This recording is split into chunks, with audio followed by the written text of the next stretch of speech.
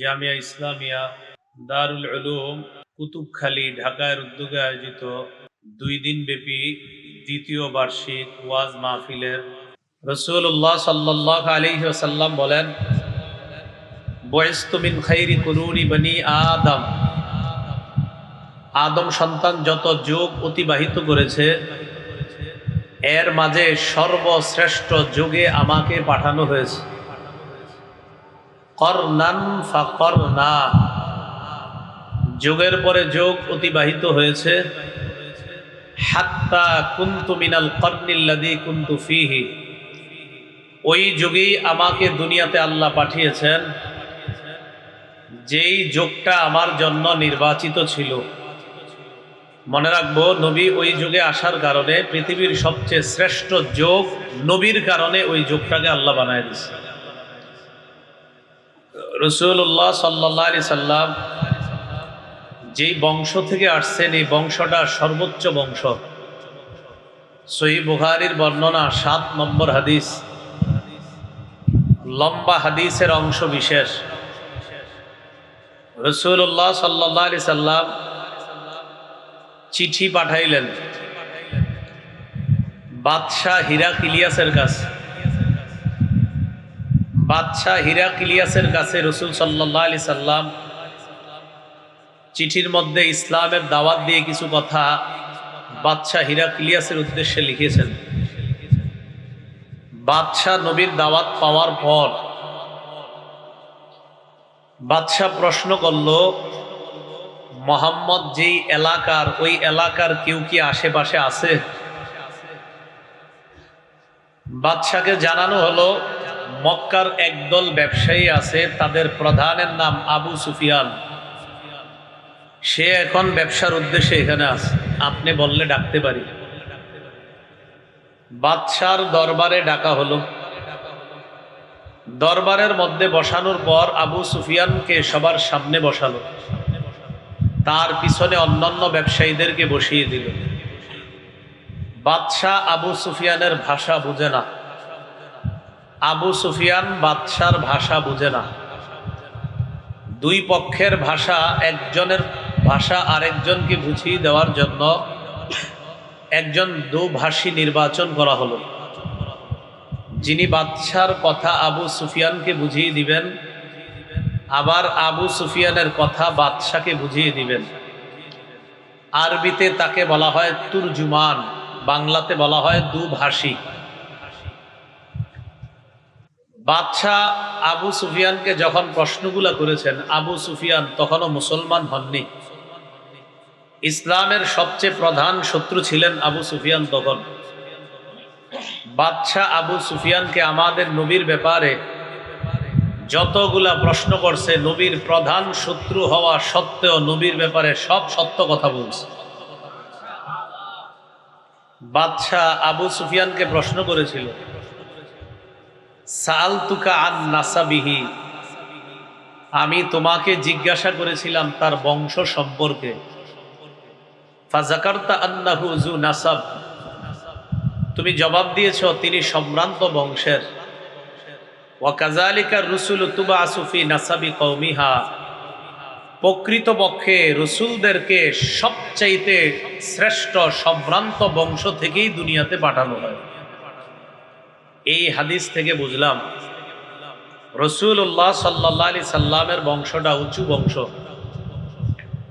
রাসূলুল্লাহ সাল্লাল্লাহু আলাইহি সাল্লামের নির্বাচিত প্রসিদ্ধ 5টি নাম ছিল। কয়টি? 5টি। সহিহ বুখারীর বর্ণনা 3532 নম্বর হাদিস। এই হাদিসের মধ্যে আসছে রাসূলুল্লাহ সাল্লাল্লাহু আলাইহি সাল্লাম বলেন, লি খামসাতু আসমা, আমার 5টি নাম আছে। আনা মুহাম্মদ, 1 নাম্বার আমার নাম মুহাম্মদ, মানে প্রশংসিত, যার প্রশংসা করা হয়। 2 নাম্বার ওয়া আহমদ, আমার নাম আহমদ, মানে অধিক প্রশংসাকারী। 3 নাম্বার আনাল মাহি আল্লাযী ইয়ামহুল্লাহু বিল কুফর, আমার নাম মাহি। মাহি মানে মুছে দেওয়া, আল্লাহ আমার মাধ্যমে সমস্ত কুফর শিরিককে মুছে দিবেন। 4 নাম্বার আনাল হাশির আল্লাযী ইউহশারুন নাসু আলা কাদামাইয়া, আমি হাশির। হাশির মানে আমার চারপাশে সবাইকে সমবেত করা হবে। 5 নাম্বার আনাল আকিব, আমি নবী হিসাবে দুনিয়াতে সর্বশেষ আগমনকারী নবী। সর্বশেষ নবী কে বলেন তো? বলেন মুহাম্মদ সাল্লাল্লাহু আলাইহি ওয়াসাল্লাম। সহিহ বুখারীর বর্ণনা 3535 নম্বর হাদিস। রাসূলুল্লাহ সাল্লাল্লাহু আলাইহি সাল্লাম বলেন, ইন্না মাসালি ওয়া মাসালাল আমবিয়া মিন ক্বাবলি কামাসালি রাজুলিন বানা বাইতান ফাআহসানাহু ওয়া আজমালাহু ইল্লা মাওদিআ লাবিনা। আমার দৃষ্টান্ত আর আমার পূর্ববর্তী নবীদের দৃষ্টান্ত এমন এক ব্যক্তির মতো যিনি একটি সুন্দর ঘর বানিয়েছেন। এই ঘরটি তিনি সাজিয়েছেন ইল্লা মাওদিআ লাবিনাতিন ফি জাওিয়া, তবে ঘরের কোনায় একটা ইটের জায়গা পরিমাণ ফাঁকা রাখছে। বলেন তো আপনারা, একটা ঘর বানানোর পর, ঘরটা সাজানোর পর ইটের একটা জায়গা ফাঁকা রাখলে ঘর কি সমাপ্ত না অসমাপ্ত? ফাজাআলান নাসু ইয়াতুফুনা বিহি, জনগণ ওই ঘরটা দেখতে যায় চারপাশে ঘুরে। ওয়ায়াজাবুন আলা, আশ্চর্য হয়। বলেন তো আপনারা, ঘর দেখে আশ্চর্য হয় কেন? ঘরের কোনায় ইট নাই, এত সুন্দর ঘর। ওয়ায়াকুলুনা হাল্লা উদিআত হাযিহিল লাবিনা, সবাই আশ্চর্য হয়ে বলাবলি করে এই ইটটা কেন লাগানো হলো না? রাসূলুল্লাহ সাল্লাল্লাহু আলাইহি সাল্লাম বলেন, আনা তিলকাল লাবিনা, শোনো আমি হলাম সেই ইট, আমার মাধ্যমে এই ঘরের সৌন্দর্যের সমাপ্ত আল্লাহ করেছেন। আনা খাতামুন নবিয়্যিন আলা নাবিয়্যা বাদি, আমি শেষ নবী, আমার পরে আর কোনো নবী নাই। তাহলে রসুল শেষ নবী। আমরা ছোটবেলায় মক্তবে কালিমা এইভাবে পড়ছি যে আমি সাক্ষ্য দিচ্ছি আল্লাহ ছাড়া কোনো ইলাহ নাই, মুহাম্মদ সাল্লাল্লাহু আলাইহি সাল্লাম আল্লাহর বান্দা ও রাসূল। এটা আমরা মক্তবে শিখছি। এখন থেকে বাচ্চাদেরকে আমরা এইভাবে শিখাবো, ছোট বাচ্চাদেরকে এইভাবে শিখাবো যে বাচ্চা, বাবা তুমি বলো আমি সাক্ষ্য দিচ্ছি মুহাম্মদ সাল্লাল্লাহু আলাইহি সাল্লাম আল্লাহর বান্দা ও শেষ রসুল। কি শিখাবো বলেন? শুধু রসুল শিখাবেন না, বলেন শেষ রসুল। এই শেষ শব্দটা না শিখানোর কারণে ধোঁকাবাজির রাস্তা, আপনার এটা ধোঁকাবাজির রাস্তা থাইকা যায়। শেষ বলেন কি রসুল? হ্যাঁ, শেষটা গুরুত্ব সহকারে শিখাইবেন। কারণ আপনি দেখবেন অনেকের পোস্টারে লেখা লা ইলাহা ইল্লাল্লাহ মুহাম্মাদুর রাসূলুল্লাহ। তাহলে এই কালিমা যারা পড়ে, যারা বিশ্বাস করে, যারা রাখে, তারা কি কখনো অমুসলমান হতে পারে? কিন্তু আপনি আশ্চর্য হবেন, মুসলমান না হয়েও অনেকে এই জাতীয় কালিমা লেখে। তাদেরকে জিজ্ঞাসা করেন, আপনি যে লেখলেন লা ইলাহা ইল্লাল্লাহ মুহাম্মাদুর রাসূলুল্লাহ, অর্থ কি? তারা আপনাকে বলবে আল্লাহ ছাড়া কোনো ইলাহ নাই, মুহাম্মদ সাল্লাল্লাহু আলাইহি সাল্লাম আল্লাহ রাসূল, এই অর্থ বলবে। তাহলে সমস্যা কোথায়? তারা অমুসলিম কেন? অর্থও তো ঠিক আছে। তখন আপনি বলবেন মুহাম্মদ সাল্লাল্লাহু আলাইহি সাল্লাম যে শেষ রসুল, এটা বিশ্বাস করেননি। তখন বলবে একটু ব্যাখ্যা আছে। কি আছে বলবেন?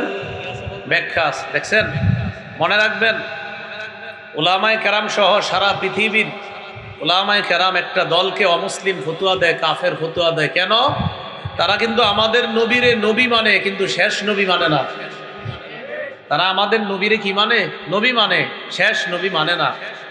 আর নবীরে শেষ নবী না মানা মানে সূরা আহজাবের 40 নম্বর আয়াত অস্বীকার করা। সূরা আহজাবের 40 নম্বর আয়াতে আল্লাহ বলেন, মা কানা মুহাম্মাদুন আবা আহাদিম মির রিজালিকুম, মুহাম্মদ সাল্লাল্লাহু আলাইহি সাল্লাম তোমাদের কোন সাবালক পুরুষের পিতা নন।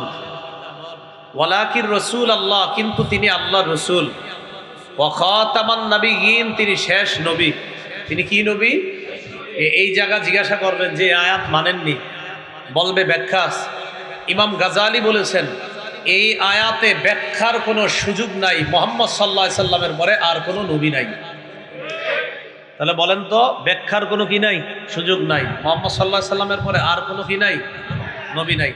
তিরমিজি শরীফের 2272 নম্বর হাদিস, রাসূলুল্লাহ সাল্লাল্লাহু আলাইহি সাল্লাম বলেন, আলা ইন্নার রিসালাতা ওয়ান নুবুওয়াতা ক্বাদ ইনকাতাআত ফালা নুবুওয়াতা ফালা রাসূলা ওয়ালা নুবুওয়াতা বাদি। শোনো, নবুয়ত এবং রিসালাতের ধারাবাহিকতা শেষ হয়ে গেছে। আমার পরে আর কোনো রসুলও আসবে না, আমার পরে আর কোনো নবীও আসবে না। তো কোত্থেকে বলছিলাম? নবীর 5টা নাম আছে। 5 নাম্বার নাম হলো আকিব। আকিব মানে আমি সর্বশেষ আগমনকারী নবী। মনে থাকবে না ইনশাল্লাহ? এই হলো নবীর 5 নাম। রাসূলুল্লাহ সাল্লাল্লাহু আলাইহি সাল্লামের সৌন্দর্যতা আমরা 2 ভাগে ভাগ করতে পারি। মানুষের সৌন্দর্যতা 2 প্রকার। বলেন, মানুষের সৌন্দর্যতা কয় প্রকার? 1 নাম্বার বাহ্যিক সৌন্দর্যতা, 2 নাম্বার চারিত্রিক সৌন্দর্যতা। এবার আপনারা বললেন, বলেন তো সৌন্দর্যতা কয় প্রকার?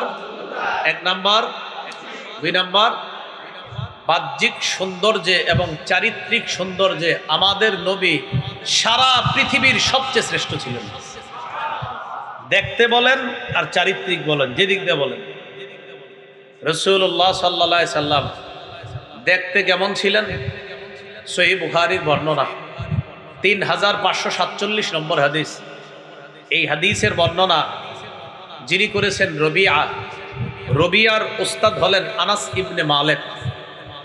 রবিআ বর্ণনা করেন, আমি আমার উস্তাদ আনাস ইবনে মালিককে বলতে শুনেছি, ইয়াসিফুন নবিয়্য সাল্লাল্লাহু আলাইহি সাল্লাম, তিনি নবীর সৌন্দর্যের বর্ণনা দিয়েছেন। কিভাবে? মা কানা রবাতাম মিনাল কানা রাসূলুল্লাহ সাল্লাল্লাহু আলাইহি ওয়াসাল্লাম রবাতাম মিনাল কওম। রাসূলুল্লাহ সাল্লাল্লাহু আলাইহি সাল্লাম মাঝারি গড়নের ছিলেন। লাইসা বিত-তাবিলি ওয়ালা বিল কাসীর। তিনি একেবারে অনেক লম্বা ছিলেন না, আবার একেবারে খাটো ছিলেন না। তাহলে কেমন ছিলেন? মাঝারি গড়নের। একজন সুদর্শন একটা পুরুষ দেখতে যেমন হওয়া উচিত, আল্লাহ ঠিক তেমনই বানাইছে। এরপরে হযরত আনাস বলেন, আযহারাল্লাউন লাইসা বিআবিয়াদ আমহাকা ওয়ালা বিআদাব। তিনি ধবধবে সাদা ছিলেন না, আবার তামাট বর্ণের ছিলেন না, বরং তিনি দেখতে লাল লাল ভাব গোলাপি কালারের ছিলেন। লাইসা বিজাদিন কাতিতিন ওয়ালা সাবতিন রাজিলিন। মাথার চুলগুলা একবারে কোকড়ানো ছিল না, ওয়ালা সাবতিন রাজিলিন, একবারে লম্বা ছিল না। তাহলে কেমন ছিল? অন্য বর্ণনায় সাহাবী বলেন, দেখলে মনে হতো চুলগুলা ঢেউ খেলতেছে। উনজিলা আলাইহি ওয়া হুয়া ইবনু 40। 40 বছর বয়সে তাকে নবুয়ত দেওয়া হয়। ফালাবিসা বিমাক্কাতা 10 সিনিনা ইউনজালু আলাইহি। মক্কায় 10 বছর তিনি অবস্থান করেছেন, তার উপর তখনও কোরআন নাজিল হতো। ওয়া বিল মাদিনাতি 10 সিনিনা। মদিনায় 10 বছরের বেশি, মানে 13 বছর অবস্থান করেছেন। এই মোট 23 বছর তার উপর কোরআন নাজিল হয়েছে। কবিজা ওয়ালাইসা ফি রাসিহি ওয়ালা লিহইয়াতিহি 20 শা'রাতান বাইযা। রাসূল ইন্তেকাল করলেন, তার চুল আর দাড়ি এই 2টা মিলায়া 20টা সাদা চুল পাওয়া যায় নাই। চুল আর দাড়ি 2টা মিলায়া 20টাও সাদা পাওয়া যায় নাই। হযরত আনাসের ছাত্র রবিআ, দরে হাদিসের ছেলেরা দেখে নিতে পারেন, এই রবিআ হযরত আনাসরে বলছেন, রাআইতু শা'রাম মিন শারিহি। আমি নবীর একটা চুল দেখছি, নবীর একটা চুল দেখছি। ফাইদা হুয়া আহমারু, চুলটা লাল দেখছি। আমি আমার উস্তাদরে প্রশ্ন করলাম, চুল লাল কেন? উস্তাদ জবাব দিলেন, ইহমাররা মিনাত তিবি, সুগন্ধি লাগানোর কারণে চুলটা লাল হয়ে গেছে। কি লাগানোর কারণে? সুগন্ধি। রাসূলুল্লাহ সাল্লাল্লাহু আলাইহি সাল্লামের আরেক সাহাবী বারা ইবনে আজিব রাদিয়াল্লাহু তাআলা আনহু, এই বারা ইবনে আজিব রাদিয়াল্লাহু তাআলা আনহুকে জিজ্ঞাসা করা হলো। সহিহ বুখারীর বর্ণনা 3552 নম্বর হাদিস। এই হাদিসের মধ্যে আসছে, সুইলাল বারা ইবনে আজিব রাদিয়াল্লাহু তাআলা আন আকানা ওয়াজহু রাসূলিল্লাহি সাল্লাল্লাহু আলাইহি ওয়াসাল্লাম মিসলাস সাইফ। বারা ইবনে আজিবকে জিজ্ঞাসা করা হলো, রাসূলুল্লাহ সাল্লাল্লাহু আলাইহি সাল্লাম কি তরবারির মতো সুন্দর ছিলেন? বারা ইবনে আযিব জবাব দিলেন, লা বাল মিসলাল কমার, তিনি চাঁদের মতো সুন্দর ছিলেন। রাসূলের সাহাবী কাব ইবনে মালিকের বর্ণনা, সহিহ বুখারীর 3556 নম্বর হাদিস। এই হাদিসের বর্ণনা আব্দুল্লাহ ইবনে কাব ইবনে মালিক বলেন, মানে কাব ইবনে মালিকের ছেলে আব্দুল্লাহ, তিনি বলেন, আমার আব্বা নবীর কাছে গেছে। তো আমার আব্বা নবীর কাছে যাওয়ার পর আমার আব্বা বলেন, ফালাম্মা সাল্লামতু আলা রাসূলিল্লাহি সাল্লাল্লাহু আলাইহি ওয়াসাল্লাম ওয়া হুয়া ইয়াবরুকু ওয়াজহুহু মিনাস সুরুর, আমি যখন আল্লাহ রাসূলকে সালাম দিলাম, চেহারা মুবারকটা তাকায় দেখলাম খুশিতে আনন্দে ঝলঝল করতেছে। ওয়া কানা রাসূলুল্লাহি সাল্লাল্লাহু আলাইহি ওয়াসাল্লাম ইযা সুররা ইস্তানারা ওয়াজহুহু, আল্লাহ রসুল যখন খুশি হইতেন এমনিতেই তার চেহারায় আনন্দের ছাপ দেখা যাইতো। জানো নবী খুশি হইলে কেমন দেখা যাইতো? কান্নাহু কিতাতু কমার, যেন একটা চাঁদের টুকরা। রসুল খুশি হইলে চেহারাটা দেখলে মনে হইতো কিতাতু কমার, চাঁদের টুকরা। কুন্না নারিফু যালিকা মিনহু, মুখ মণ্ডলের এই অবস্থা দেখে আমরা বুঝতাম রসুলের হালাত। এই হলো নবীজির চেহারা মোবারক। হাত কেমন ছিল? সহিহ বুখারীর 3561 নম্বর হাদিসের বর্ণনা। এই হাদিসের মধ্যে আসছে, আনাস ইবনে মালিক রাদিয়াল্লাহু তাআলা আনহু বলেন, 3567 নম্বর হাদিসে আসছে, আনাস ইবনে মালিক বলেন, মা মাসিস্তু হারিরান ওয়ালা দিবাজা আলিয়ানা মিন কাফি রাসূলিল্লাহি সাল্লাল্লাহু আলাইহি ওয়াসাল্লাম, নবীর হাতের চাইতে এত নরম কোন রেশমও আমি কখনো ধরি নাই। নবীর হাত রেশমের চাইতেও তুলতুলে নরম ছিল। হাত মোবারক এত সুন্দর ছিল রাসূলুল্লাহ সাল্লাল্লাহু আলাইহি ওয়াসাল্লাম। এ হলো আপনার শারীরিক সৌন্দর্য। নবীজির চারিত্রিক সৌন্দর্য কেমন?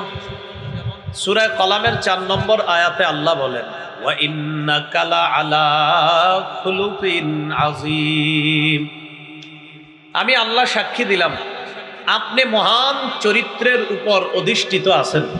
নবীজির বলেন, আল্লাহ বলছেন এই কথা। আম্মা জান আয়েশা সিদ্দিকা রাদিয়াল্লাহু তাআলা আনহার কাছে সাদ ইবনে হিশাম নামে এক তাবী আসছে।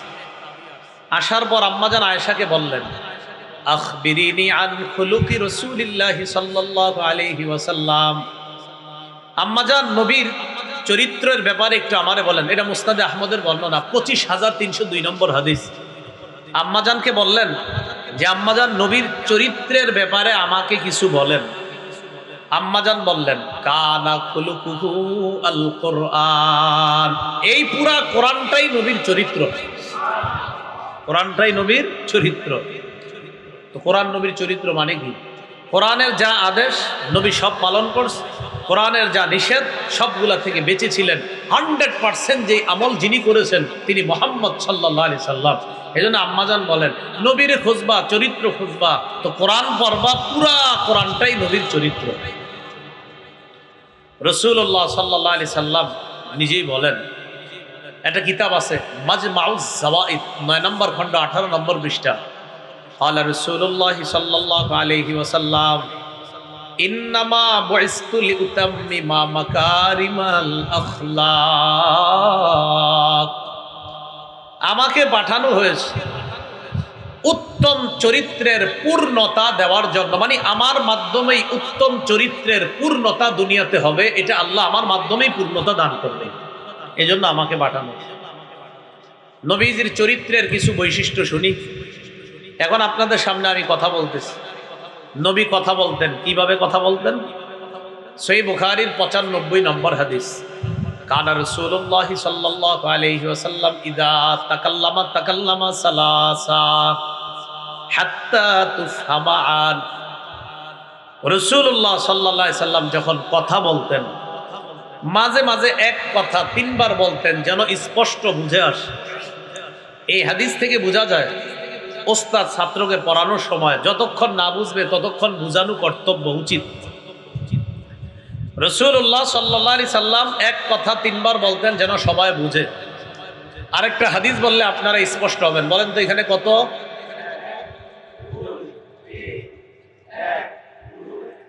মানে গণতে পারছেন না আপনারা? আমি এখন কয়েকটা কথা বলি, গণেন। আপনারা কয়টা হলো? একটা। কেমন কয়টা হলো? আছেন কয়টা হলো? আপনারা কেমন আছেন, তিনটা বাক্য। আপনারা কেমন আছেন। এবার হাদিস শুনেন। সহিহ বুখারীর বর্ণনা 3567 নম্বর হাদিস। 3567 কত হয়? 3567 না? 3567 3567। হ্যাঁ। কানা রাসূলুল্লাহ সাল্লাল্লাহু আলাইহি ওয়াসাল্লাম ইউহাদ্দিসু হাদিসা লাউ আদ্দাহুল আদ্দু লা আহসা। রাসূলুল্লাহ সাল্লাল্লাহু আলাইহি সাল্লাম এত সুন্দর করে কথা বলতেন, গণনাকারী যদি কেউ গণতে চাইতো তো গনে গনে রেখে দিতে পারতো। বলো আপনারা কেমন আছেন বললাম, তো এত সুন্দর করে কথা বলতেন, গণতে চাইলে গণতে পারতেন। আমি তো আপনাদেরকে বর্ণনা দিতে পারছি না যে আমরা পড়লে এত ভালো লাগে নবীর কথাগুলা, যারা কথাগুলা শুনছে তাদের কেমন লাগছে। একটা হাদিস শোনায় আপনাদের, নবীর শুধু কথা বলা শুই না একজন মুসলমান হয়ে গেছে। খালি কথার ঢং বাচন ভঙ্গি, এত সুন্দর কথা বলতেন। মুসলিম শরীফের বর্ণনা 868 নম্বর হাদিস, আমাদের মাদ্রাসার পাঠ্যপুস্তক। এখানে দাওরায় হাদিস আছে মনে হয়। তো এখানে যেটা আপনার ওই মোট হাদিস সংখ্যা 3033টা, আমাদের মাদ্রাসার পুরাতন নুসখা, ওই অনুযায়ী মিলবে। নতুন আবার আল মাকতাবাতুল ইসলামিয়া মনে বের করছে ওরা, ওটা না, ওটা আবার ওরা তাকরার সহ বের করছে। যেটা আপনার ওই বিলাতলা কোর্স 3033টা, আন্তর্জাতিকভাবে এই নাম্বারটাই ফলো করা। আমি হারামের লাইব্রেরি, মদিনার লাইব্রেরিতেও দেখছি। মুসলিমের হাদিস সংখ্যা 3033টা যদি হয়, সেই অনুযায়ী 868 নম্বর হাদিস।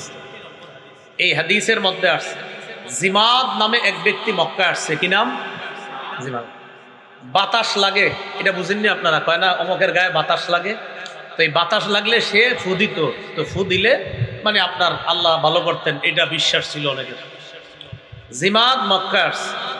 কানা ইস্তারকি মিন হাদিহি রিহ, সে ঝাড়ফুঁক করত বাতাস লাগলে কারো গায়ে। মক্কায় আসার পর সামিআ সুফাহা মিন আহলি মক্কা ইয়াকুলুনা ইন্না মুহাম্মাদান মাজনুন। মক্কায় আসার পর মক্কার একদল নির্বোধ মানুষ জিমাদকে বলল, জিমাদ আপনি আসছেন ভালো হয়েছে, আমাদের এলাকায় একটা লোকের সমস্যা হয়েছে, তার নাম মোহাম্মদ, সে পাগল। নাউজুবিল্লাহ। না, আরো জোরে দিল থেকে নাউজুবিল্লাহ পড়েন। আপনি তারে পাইলে একটু ফুটু দিয়ে দিয়ে, কারণ ওই যে আপনি তো ফু দেন, তো তার গায়ে মনে বাতাস লাগছে, আম করে খুব ডিস্টার্ব করে। মক্কার লোকেরা বিচার দিছে জিমাদের কাছে। তো জিমাদ বলতেছে, লাউ আন্নী রাআইতু হাদার রাজুল আল্লাল্লাহ ইয়াশফিহি আলা ইয়াদাইয়া, আমি যদি এই লোকটারে দেখি আশা করি আল্লাহ আমার হাতে তারে আরোগ্য দান করবে। এটা জিমাদ বলতেছে। ফালাকিয়া, সাক্ষাৎ হয়ে গেছে। সাক্ষাৎ হওয়ার পর নবীজিরে বলতেছে, আমি তোমার ব্যাপারে শুনছি সব। নবীজিরে বলতেছে, তো তুমি টেনশন করো না, আমার হাতে আল্লাহ যারে চায় তাকে আরোগ্য দান করে। ইন্নী আরকি মিন হাযিহির রিহ, এই জাতীয় বান বাতাস লাগলে আমি ফু দেই, তো তোমার গায়ে হয়তো কোনো সমস্যা লাগছে, আমি ফু দিয়ে দিব, ঠিক হয়ে যাবে, সমস্যা নেই। নবীজিরে বলতেছে। এগুলা শুই না নবীজি বললেন, ইন্নাল হামদালিল্লাহ নাহমাদুহু ওয়া নাস্তাঈনুহু মান ইয়াহদিহিল্লাহু ফালা মুদিল্লা লাহু ওয়া মান ইউদ্লিলহু ফালা হাদিয়া লাহু। হুজুরা খুতবা দেয়, ঠিক না? এটা নবীজি বলছে প্রথম। ওয়া আশহাদু আল্লা ইলাহা ইল্লাল্লাহু ওয়াহদাহু লা শারীকা লাহু ওয়া আশহাদু আন্না মুহাম্মাদান আবদুহু ওয়া রাসূলুহু আম্মা বা'দ। নবীজি বললেন, ইন্নাল হামদালিল্লাহ, সমস্ত প্রশংসা আল্লাহর। নাহমাদুহু, আল্লাহর প্রশংসা করি। ওয়া নাস্তাঈনু, তার কাছে সাহায্য চাই। মান ইয়াহদিহিল্লাহু ফালা মুদিল্লা লাহু, আল্লাহ যাকে হেদায়েত দেয় তাকে পথভ্রষ্টকারী কেউ নাই। ওয়া মান ইউদ্দিলহু ফালা হাদিয়া লাহু, আল্লাহ যাকে পথভ্রষ্ট করে তাকে হেদায়েত দেওয়ার কেউ নাই। ওয়া আশহাদু আল্লা ইলাহা ইল্লাল্লাহু ওয়াহদাহু লা শারীকা লাহু, আমি সাক্ষ্য দিচ্ছি আল্লাহ ছাড়া কোনো ইলাহ নাই, তার কোনো শরীক নাই, তিনি একক। ওয়া আশহাদু আন্না মুহাম্মাদান, আমি সাক্ষ্য দিচ্ছি মুহাম্মদ আবদুহু, আল্লাহর বান্দা, ওয়া রাসূলুহু, এবং তার রাসূল। রাসূল, হ্যাঁ, আপনারা কি শিখাইলাম শুরুতে? হ্যাঁ, এইটা বাড়ায় করবেন এখন থেকে, একদম এটা স্লোগান দিবেন, শেষ রাসূল। কারণ এই শব্দ দিয়েই তো ধোঁকাবাজি চলতেছে। বলেন কি? বাচ্চারে কি শিখাইবেন? হ্যাঁ, শেষ রাসূল শিখাবেন। কারণ 19 জন আমাদের নবীর পরে 19 জন নবুয়ত দাবি করছে এই পর্যন্ত। কয়জন? তাহলে এইগুলা 19 জন, এর মধ্যে 2 জন মহিলা নবী আছে। চিন্তা করছেন আপনি?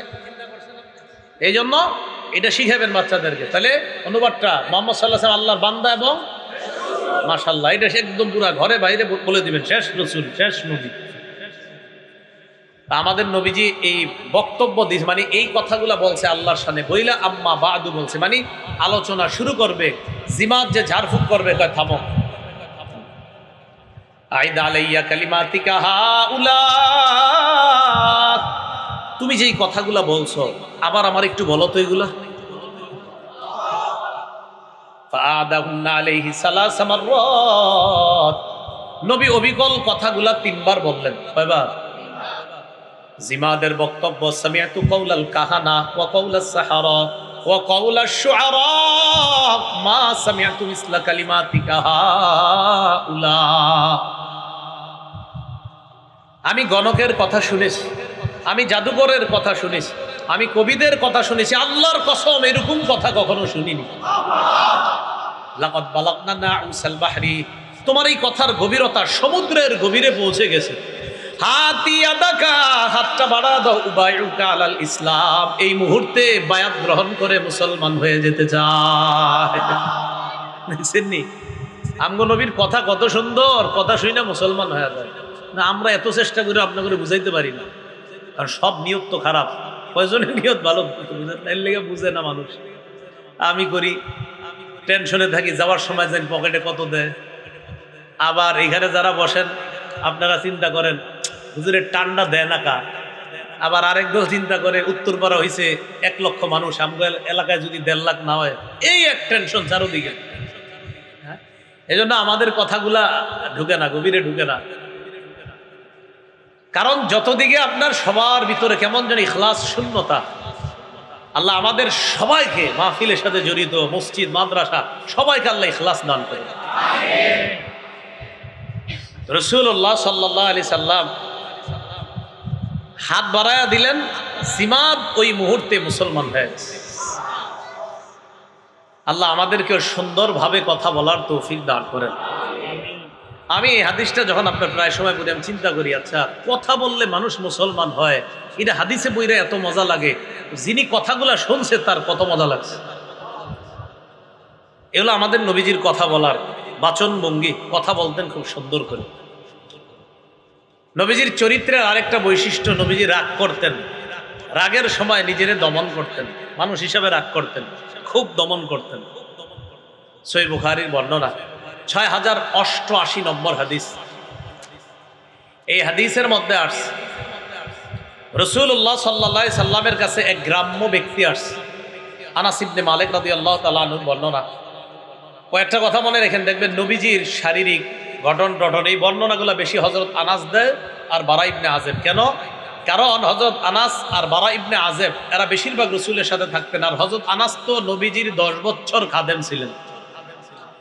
নবীজির ইসলামী রাষ্ট্রের যে অভ্যর্থনা বিভাগ ছিল, আল্লাহ রসুল ইসলামী রাষ্ট্রনায়ক ছিলেন না, তো মদিনার সনদ যে 47টা ধারা নিয়ে একটা সনদ তৈরি করে আল্লাহ রসুল সাল্লাল্লাহু আলাইহি সাল্লাম যে ইসলামী রাষ্ট্র গঠন করেছিলেন, এই ইসলামী রাষ্ট্রে রসুল সাল্লাল্লাহু আলাইহি সাল্লামের কিন্তু ব্যক্তিগত একটা বিভাগ ছিল।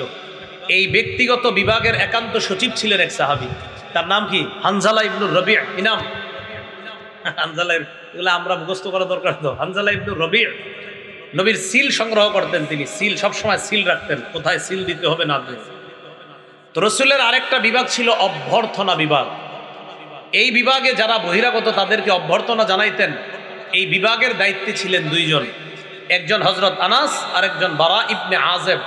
কেউ আসলে তাদেরকে অভ্যর্থনা জানাইতেন এই আনাস আর বারা ইবনে আযেব। রসুল সাল্লাল্লাহু আলাইহি সাল্লামের কিন্তু আইন শৃঙ্খলা বাহিনীও ছিল। আপনারা পড়েন তারিখে আছে শুরতা, শুরতার বাংলা হলো পুলিশ। রসুল সাল্লাল্লাহু আলাইহি সাল্লামের আইন শৃঙ্খলা বাহিনী ছিল। এই বাহিনীর প্রধান ছিল কে? কাইস ইবনে সাদ রাদিয়াল্লাহু তাআলা। হ্যাঁ, নবীজির ইসলামী রাষ্ট্রেরও আপনার সব বিভাগ ছিল। রসুলের বিচার বিভাগ ছিল। এই বিভাগের প্রধান ছিলেন হযরত আলী এবং হযরত মুআজ ইবনে জাবাল রাদিয়াল্লাহু তাআলা আনহুমা। রসুলের লেখা বিভাগ ছিল, ওহী লেখা। এই বিভাগের প্রধান দায়িত্বে ছিলেন 2 জন, হযরত আলী আর হযরত উসমান। তাদের অনুপস্থিতিতে লিখত হলো হযরত উবাই ইবনে কাব এবং যায়েদ ইবনে সাবিত, তাদেরকে সহযোগিতা করতেন আমিরে মুআবিয়া রাদিয়াল্লাহু তাআলা আনহু। আর ওই যে রাসূল সাল্লাল্লাহু আলাইহি সাল্লাম চিঠি আদান প্রদান করতেন, এই একটা বিভাগ ছিল। এই বিভাগটার নাম ছিল চিঠি আদান প্রদান এবং অনুবাদ বিভাগ। রসুলের চিঠি অন্য দেশে যাবে, অন্য দেশের চিঠি আসলে অনুবাদ করে রসুলকে শোনানো হবে। এই বিভাগের দায়িত্ব ছিলেন দুইজন, একজন যায়েদ ইবনে সাবিত আর একজন আব্দুল্লাহ ইবনে আরকাম রাদিয়াল্লাহু তাআলা আনহুমা। এইভাবে রসুল সাল্লাল্লাহু আলাইহি সাল্লামের রাষ্ট্রেরও কিন্তু বিভিন্ন বিভাগ ছিল। দেখবেন ইসলামী রাষ্ট্র ব্যবস্থার আলোচনা আমার আছে, এই যে একটা আলোচনা আছে মনে হয়, দেখবেন ইসলামী রাষ্ট্র ব্যবস্থা, সেখানে আমি রসুলের যত বিভাগ, ইসলামী রাষ্ট্র গঠন কিভাবে হয় সব আলোচনা হয়েছে। তো বলছিলাম রসুলের দুইজন একান্ত ব্যক্তি ছিল, একজন হযরত আনাস, আরেকজন হযরত বারা ইবনে আযিব। এরা দুইজন দেখবেন রসুলের দেহ কেমন ছিল, চুল কেমন ছিল, যে কাছাকাছি বেশি ছিল, তাই রসুলকে বেশি দেখছেন।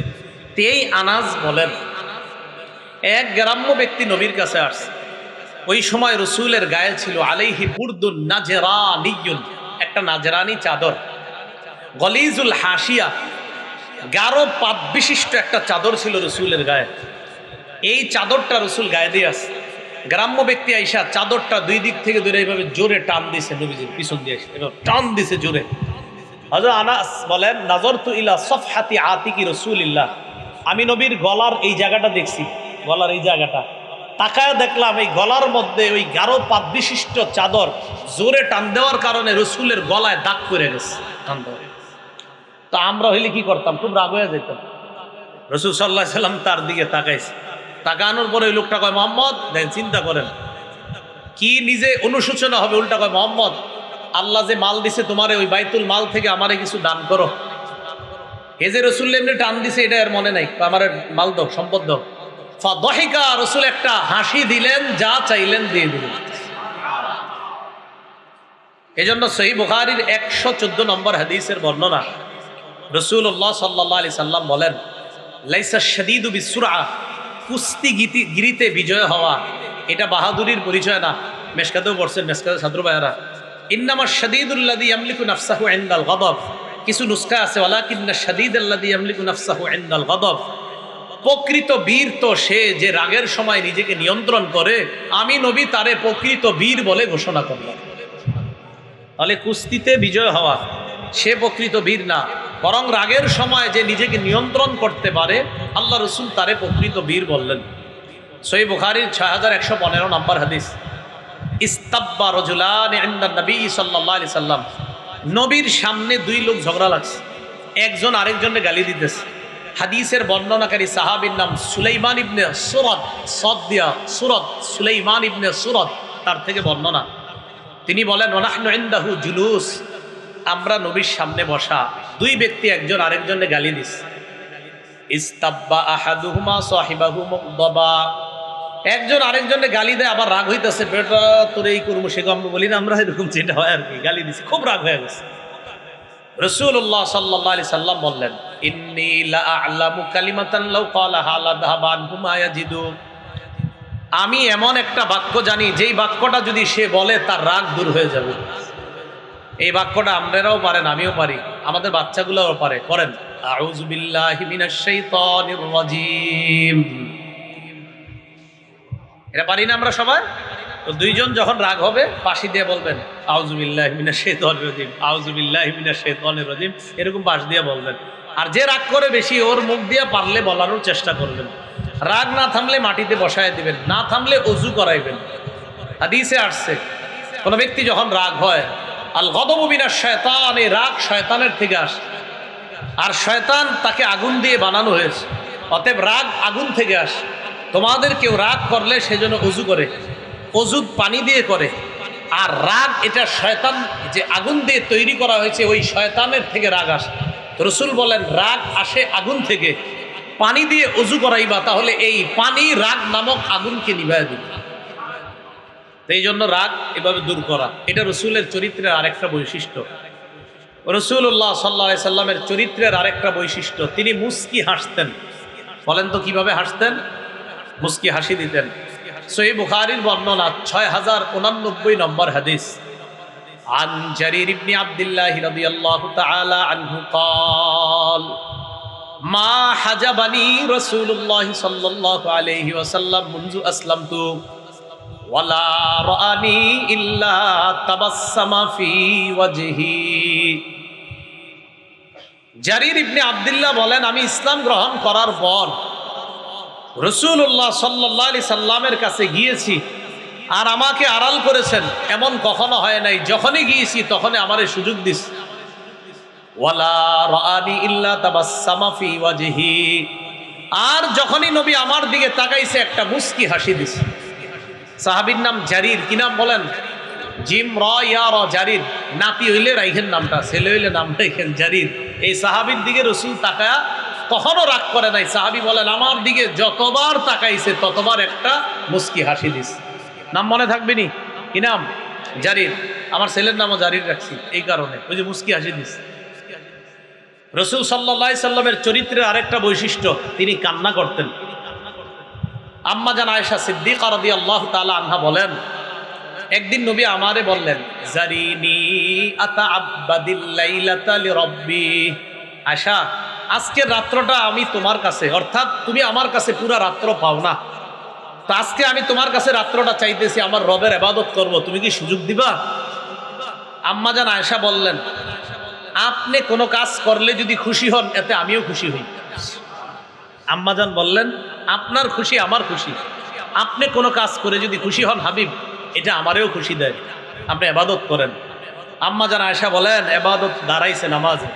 তো এত লম্বা নামাজ, নবীজি দাঁড়ানোর অবস্থায় আমি একটা লম্বা ঘুম দিছি, কারণ আমি জানি যে উনি এত সহজে রুকুতে যাবে না। আমি অনেকক্ষণ ঘুমানোর পর উঠতাম, উইঠা দেখতাম রুকুতে যায় না।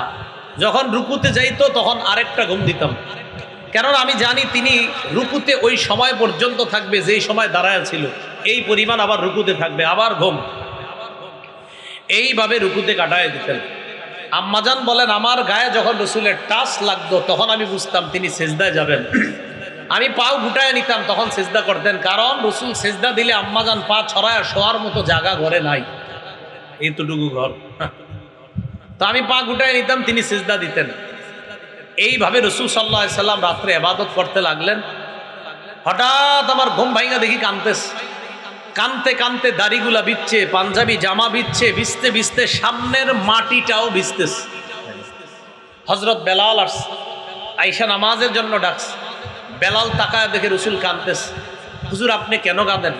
অকদ গফারাল্লাহু লাকা মা তাকদ্দামা মিন যামবিকা ওয়া মা তাআখার, সূরা ফাতহের শুরুতেও আছে। আল্লাহ না আপনার আগে পরের সব গুনাহ মাফ করে দিছে, আপনি কান্না করেন কেন? আপনার তো এত ইবাদত দরকার নাই, আপনার তো গুনাহই নাই। রাসূল বললেন, বেলাল, আফালা আকুনু আবদান শাকুরা, আমি কি আল্লাহর শুকর গুজারি বান্দা হব না? যে রব আমারে এত মর্যাদা দান করছেন, ওই রবকে খুশি করার জন্য, শুকরিয়া আদায় করার জন্য সারা রাত কান্নায় কাটায় দিচ্ছে। রাসূল সাল্লাল্লাহু আলাইহি সাল্লাম কোরআন তেলাওয়াত শোনার সময় কাঁদতেন অনেক সময়। সহিহ বুখারীর 5050 নম্বর হাদিস। 5050 সংখ্যাটা কেমনি হয়? কোন তো 5050 কত হয়? 5050 না? আচ্ছা, এটা মানে এমনি বলি যাতে মনে রাখতে পারেন। 5050 মানে 5050। আব্দুল্লাহ ইবনে মাসউদ রাদিয়াল্লাহু তাআলা আনহু বর্ণনা। আব্দুল্লাহ ইবনে মাসউদ রাদিয়াল্লাহু তাআলা আনহুকে রাসূলুল্লাহ সাল্লাল্লাহু আলাইহি সাল্লাম বলেন, ইকরা আলাইয়া, তুমি আমারে কোরআন পড়ে শোনাও। আব্দুল্লাহ ইবনে মাসউদ জবাব দেয়, আকরাউ আলাইকা ওয়া আলাইকা উনজিলা, আমি আপনাকে কোরআন পড়ে শোনাবো, কোরআন তো আপনার উপর নাজিল করা হয়েছে। রাসূল বলেন, ইকরা আলাইয়া, তুমি শোনাও। অন্য বর্ণনায় আসছে, উহিব্বু আন আসমাহু মিন গায়রি, মাঝে মাঝে অন্যের কাছ থেকে কোরআন শুনতে আমার ভালো লাগে। রাসূল বলেন, কোরআন নাজিল হয়েছে যার উপরে, তিনি বলেন মাঝে মাঝে অন্যের থেকে কোরআন শুনতে ভালো লাগে। আব্দুল্লাহ ইবনে মাসউদ বলেন, ফাকরাতু সূরাতান নিসা, আমি সূরা নিসা তেলাওয়াত করা শুরু করলাম। কোন সূরা? আজকে বাসায় গিয়ে একটা আয়াতের অনুবাদ দেখে নেবেন, যাদের ঘরে বাংলা কোরআনের অনুবাদ আছে। আব্দুল্লাহ ইবনে মাসউদ বলেন, পড়তে পড়তে হাত্তা বালাগতু, আমি পড়তে পড়তে এক পর্যায়ে সূরা নিসার 41 নম্বর আয়াতে গেলাম। কত নম্বর আয়াত? এই 41 নম্বর আয়াতটা আমি যখন পড়লাম, নবী আমাকে বললেন, হাসবুকাল আন, এখন থামো, যথেষ্ট, থামো, যথেষ্ট। আব্দুল্লাহ ইবনে মাসউদ কয় থামাইলো কেন? সূরাটার 41 নম্বর আয়াত, কোন সূরা? সূরা নিসা 41 নম্বর আয়াতের অনুবাদটা শুনেন। আল্লাহ বলেন, ফাকাইফা ইযা জিনা মিন কুল্লি উম্মাতিন বিশাহিদ। ফাকাইফা, কেমন হবে সেদিন তাদের অবস্থা? ইযা জিনা মিন কুল্লি উম্মাতিন বিশাহিদ, আমি যখন প্রত্যেক উম্মত থেকে একজন সাক্ষী উপস্থিত করব। ওয়াজিনা বিকা আলা হাউলাই শাহীদা, আর আমি আপনাকেও সাক্ষী হিসাবে উপস্থিত করব তাদের ব্যাপারে, মানে আপনার উম্মতের ব্যাপারে। রাসূল চিন্তায় পড়ে গেলেন, আহারে কি অবস্থা জানি হবে সেদিন। তো এই আয়াতটা পড়ার পর রাসূলুল্লাহ সাল্লাল্লাহু আলাইহি সাল্লাম তার সাহাবী আব্দুল্লাহ ইবনে মাসউদকে থামায়া দিলেন। কেন? যে এই আয়াতের অনুবাদটা একটা পেরেশানির মধ্যে ফেলে দেয়। তো এই জন্য রাসূলুল্লাহ সাল্লাল্লাহু আলাইহি সাল্লাম থামলেন। আব্দুল্লাহ ইবনে মাসউদ রাদিয়াল্লাহু তাআলা আনহু বলেন, ফালতাফাত্তু, আমি নবীর দিকে তাকাইলাম, তাকায়া দেখলাম ফাইদা আইনাহু তাজরিফান, নবীর চোখ থেকে পানি পড়তেছে। রাসূলের চোখ থেকে কি পড়তেছে? পানি পড়তেছে। তো রাসূলুল্লাহ সাল্লাল্লাহু আলাইহি সাল্লাম কোরআন তেলাওয়াত করার সময় চোখের পানি ছেড়ে দিতেন যেই আয়াতগুলাতে আল্লাহ পাক রব্বুল আলামিন কিছু ভয়ের কথা বলছে, কিছু ধমকের কথা বলছে, এগুলাতে রাসূল কান্না করতেন। এই জন্য কোরআন বুঝলে, আপনার যখন কোরআন বুঝবেন, কিছু কিছু আয়াতে দেখবেন আপনাদেরও চোখের পানি আসবে যদি কোরআন বুঝতে পারেন। আল্লাহ আমাদের সকলকে কোরআন সুন্নাহ যেন আমরা বুঝার চেষ্টা করতে পারি, আল্লাহ তৌফিক দান করেন। রাসূলের চরিত্রের আরেকটা বৈশিষ্ট্য ইয়াদাতুল মারিজ, অসুস্থ ব্যক্তিরে দেখতে যাওয়া। কাকে দেখতে যাওয়া? এক্ষেত্রে একটা কথা মনে রাখবো আমরা, প্রতিবেশী যদি অমুসলিমও হয়, প্রতিবেশী অমুসলিম যদি হয়, মুসলিমদেরকে তো দেখতে যাবেনই, অমুসলিমকেও যদি ডাক্তার দেখানোর কেউ না থাকে আপনি এগিয়ে যাবেন। অমুসলিম প্রতিবেশীকে ডাক্তার দেখানোর কেউ না থাকলে এগিয়ে যাবেন, তার খানা না থাকলে খানা পৌঁছায় দিবেন। কি কথা বুঝে আসছে? অমুসলিমও যদি হয়, এটা ইসলাম আমাদেরকে শিক্ষা দেয়। এজন্য মনে রাখবেন, ইসলামী রাষ্ট্রের মধ্যে রাষ্ট্র ব্যবস্থা যদি কখনো ইসলাম হয়ে যায়, সব ধর্মের মানুষ শান্তিতে বসবাস করতে পারে, সবাই, একদম সবাই শান্তিতে বসবাস, কারণ ইসলাম সবার শান্তি নিশ্চিত করে। এটা ইমাম শাফি রহমতুল্লাহ আলাইহি বলছেন, লাইসা মিন শারতি দারিল ইসলাম আইয়াকুনা ফিহা মুসলিমুনা বাল ইয়াকফি কাউনুহা ফি আইদিল আইম্মাহ ফি আইদিল ইমামি ওয়া ইসলামি। রাসূলুল্লাহ সাল্লাল্লাহু আলাইহি সাল্লামের ইসলামী রাষ্ট্র ব্যবস্থার আলোচনা করতে গিয়ে ইমাম শাফি বলেন, ইসলামী রাষ্ট্রের জন্য এটা শর্ত না যে সবাই মুসলমান হতে হবে রাষ্ট্রের, বরং রাষ্ট্রের কিছু মুসলমান, কিছু বৌদ্ধ, হিন্দু, খ্রিস্টান সবাই মিলেমিশে একটা রাষ্ট্র। হ্যাঁ, এই রাষ্ট্র যদি মুসলমান শাসকের অধীনে থাকে, বাস এটা ইসলামী রাষ্ট্র ব্যবস্থা হওয়ার জন্য যথেষ্ট জরুরি। কিন্তু সবার অধিকার আপনার নিশ্চিত করতে হবে, এটা মাথায় রাখতে হবে। ইসলামী রাষ্ট্রের একটা বৈশিষ্ট্য আছে, ইসলামী রাষ্ট্রের 5টা বৈশিষ্ট্য। বলেন কয়টা? 1 নাম্বার, কোরআন সুন্নাহ ভিত্তিক রাষ্ট্র ব্যবস্থা। 2 নাম্বার, ইনসাফ ভিত্তিক রাষ্ট্র ব্যবস্থা। 3 নাম্বার, ভারসাম্যপূর্ণ রাষ্ট্র ব্যবস্থা। কি সাম্যপূর্ণ? হ্যাঁ, ভারসাম্যপূর্ণ রাষ্ট্র ব্যবস্থা। 4 নাম্বার, সার্বভৌমত্ব আল্লাহর জন্য নির্ধারণ করা। সার্বভৌমত্ব বুঝেননি আপনারা? আর বুঝেন না? সূরা আরাফের 54 নম্বর আয়াতে আছে, ইন্না রাব্বাকুমুল্লাহুল্লাযী খালাকাস সামাওয়াতি ওয়াল আরদ, তোমাদের রব আল্লাহ যিনি আসমান জমিন সৃষ্টি করেছেন। এরপরে আল্লাহ পাক রব্বুল আলামিন বলেন, ফি সিত্তাতি আইয়াম, 6 দিনে। সুম্মাস্তাওয়া আলাল আরশ, আরশে সমাসীন হয়েছেন। ওয়াশ-শামসা ওয়াল কমার, তিনি চন্দ্র সূর্য সৃষ্টি করেছেন। ওয়ান নুজুমা, নক্ষত্র সৃষ্টি করেছেন। মুসাখখারাতিন বিআমরি, সবাই তার হুকুমের অধীনে, নিয়ন্ত্রণে, সবাই তার হুকুমের নিয়ন্ত্রণেই চলে। আল্লাহ পাক রব্বুল আলামিনের এই আয়াত থেকে বুঝলাম আসমান কার, জমিন কার, সূর্য কার, চন্দ্র কার, গাছপালা পাহাড় পর্বত কার? আল্লাহ এটাই বলে শেষে, আলা লাহুল খাল, শোনো সৃষ্টি আল্লাহর, ওয়াল আমরু, হুকুম চলবে আল্লাহর। এটাই বলছে। এজন্য সৃষ্টি আল্লাহর, তাই কিভাবে মানুষ চলবে এটা নিতেও হবে আল্লাহর কাছ থেকে। এটা হলো 4 নাম্বার, যে সার্বভৌমত্ব আল্লাহর জন্য করা। 5 নাম্বার কি জানেন? ইসলামী রাষ্ট্র ব্যবস্থার 5 নাম্বার বৈশিষ্ট্য, এটা সারা জীবন মনে রাখবেন। বলেন ন্যায়ের বিকাশ, বলেন অন্যায়ের বিনাশ। সুন্দর না বাংলাটা? ন্যায়ের বিকাশ, অন্যায়ের বিনাশ। হ্যাঁ, এটা ইসলামী রাষ্ট্র ব্যবস্থার বৈশিষ্ট্য নাম্বার 5, ন্যায়ের বিকাশ, অন্যায়ের বিনাশ। তো এই জন্য অন্যায়, যে কোনো ধর্মের কেউ যদি মাজলুম হয়, জুলুমের শিকার হয়, এই রাষ্ট্র, যেটি ইসলামী রাষ্ট্রের মধ্যে সবাই আপনার যেন শান্তিতে থাকতে পারে, এটা হলো ইসলামী রাষ্ট্র ব্যবস্থা। যাই হোক, আল্লাহ আমাদের সকলকে বুঝার তৌফিক দান করেন। রসুলের আরেকটা চরিত্রের বৈশিষ্ট্য হলো, বললাম, অসুস্থ ব্যক্তিকে দেখতে যাওয়া। সহিহ বুখারীর 1356 নম্বর হাদিস, কানা গুলামুন ইয়াহুদিয়ুন ইয়াখদুমু রাসূলুল্লাহি সাল্লাল্লাহু আলাইহি ওয়াসাল্লাম। এক ইয়াহুদি গোলাম রসুল সাল্লাল্লাহু আলাইহি সাল্লামের খেদমত করত। ইয়াহুদি গোলাম নবীজির দরবারে আসতো, খেদমত করত। তো ইয়াহুদি গোলাম রসুল সাল্লাল্লাহু আলাইহি সাল্লামের দরবারে আসার পর সে খেদমত করত। হঠাৎ তারে পাওয়া যাইতেছে না, ফামারিদ, অসুস্থ হয়েছে। ফাতাহুন নবী সাল্লাল্লাহু আলাইহি ওয়াসাল্লাম ইয়াউদু, রসুল এই ইয়াহুদি গোলামকে দেখতে আসছে। কাকে? ইহুদিকে দেখতে আসছে। কে দেখতে আসছে? আল্লাহর পরে যিনি শ্রেষ্ঠ, তিনি দেখতে আসছে একজন ইহুদি গোলামকে। তার পাশে এসে বসছে, মাথার কাছে বৈশা তারে বলতেছে, আসলিম, তুমি মুসলমান হয়ে যাও। সুবহানাল্লাহ, তুমি মুসলমান হয়ে যাও। পাশে তার বাবা বসা, ছেলেটা বাবার দিকে তাকাইছে। তার বাবা তাকে বলল, আতি আবুল কাসেম, মুহাম্মদ সাল্লাল্লাহু আলাইহি সাল্লাম তোমারে যা বলছে তা মেনে নাও। ওই ছেলেটা মুসলমান হয়ে গেল। রসুল এত খুশি হয়েছে, বের হওয়ার সময় বলতেছে, ওয়া খারাজান নাবিয়্যু ওয়া হুয়া ইয়াকুল আলহামদুলিল্লাহিল্লাযী আনকাযাহু মিনান নার। ঘর থেকে বের হতে হতে বলতেছে, সমস্ত প্রশংসা আল্লাহর, যিনি এই মাত্র একটা জাহান্নামীকে ইসলামের মাধ্যমে জাহান্নাম থেকে মুক্তি দিয়ে জান্নাতি বানায় দিয়েছে। তো যাই হোক, এখান থেকে শিখলাম, অসুস্থ ব্যক্তি, অমুসলিম হলেও তার খোঁজ খবর নেওয়া।